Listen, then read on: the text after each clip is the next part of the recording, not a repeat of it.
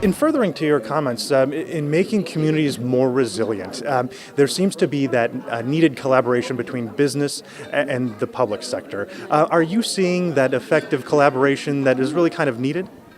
Yes, increasingly, and it's been now about 20 years that the Global Compact has been created, and this is a gateway for companies to actually contribute to some of the objectives that are set by governments and the member states of the UN in particular.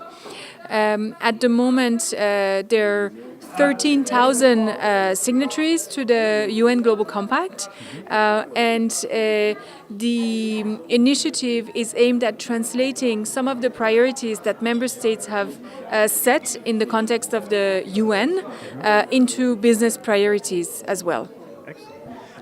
So is there a success or an example of successes that have happened on a small scale that really you believe maybe should be highlighted, that can either be scaled up to different solutions or scaled up to work on the same solution but on a larger scale? Yes, right.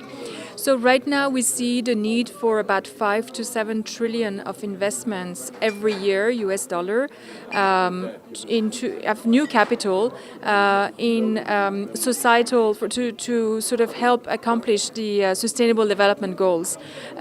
In the area of climate change, for example, there have been some interesting financial instruments that have been put forward, such as green bonds, and there's a great deal of effort of trying to use the example and the success of the green bonds to make what we call SDG bonds as well, and that's a whole new area under development.